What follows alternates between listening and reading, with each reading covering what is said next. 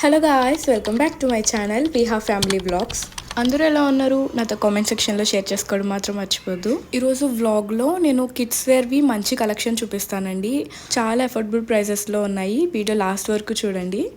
ఈరోజు మార్నింగ్ అయితే ఇలా దోశలతో మా డే అయితే స్టార్ట్ అయిపోయింది. కొంచెం పిల్లలు తింటారు కాబట్టి అందులో కొంచెం క్యారెట్ కూడా యాడ్ చేస్తాను.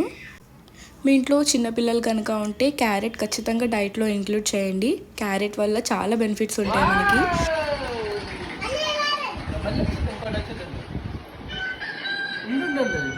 చికెన్ ఎస్ ఓ